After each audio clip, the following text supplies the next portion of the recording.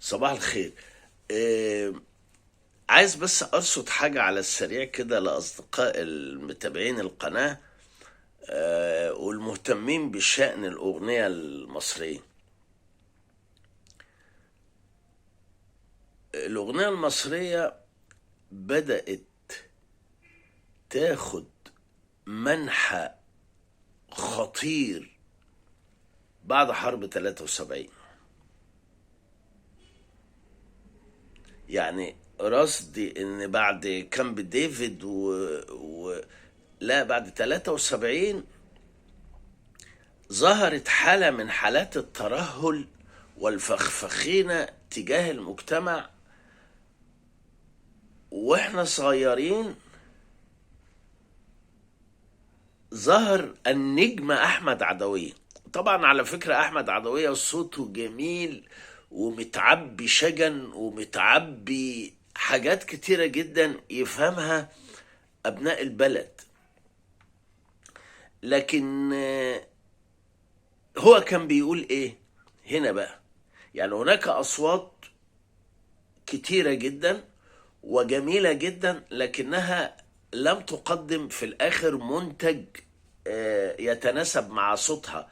يعني مثلا عبد الحليم حافظ كان اضعفهم، لكنه كان يقدم فن مرعب. الاغنية عند عبد الحليم حافظ هي اغنية شعب. طيب الاصوات التانية اعتمدت على، يعني هما داخلين حرب قنابل ومسدسات وكانوا بيحاربوا بسفة بتاعت الصفا. عشان كده رصد الانحراف الشكلي للأغنية المصرية لا بدأت بعد 73. ظهور نجم زي أحمد عدوية النهاردة ايه بصاحي على وداني: اعمل جميل يا جميل وتعالى يوم زورني، انا في الشدايد بزورك وانت ما بتعذرني، مش عارف ايه كده.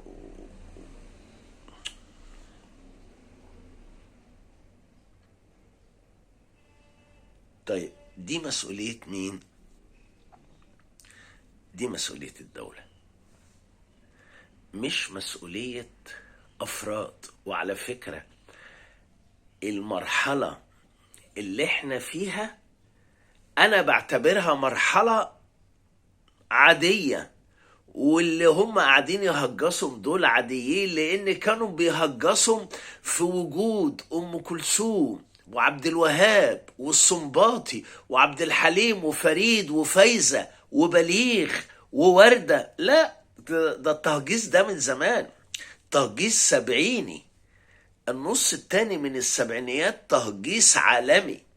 وبعدين انتوا زعلانين دلوقتي ان العيال اللي بتغني وبتلحن على الطبلية؟ لا لا لا لا لا لا، ده الواحد بدأ يفوق ان هذا التهجيس هو تهجيس سبعيني بامتياز، هو اللي وصل مصر للمرحلة اللي احنا فيها. وعلى فكرة بالمناسبة دلوقتي لما حد يهجس ما هو مفيش كبير في الفن، عادي.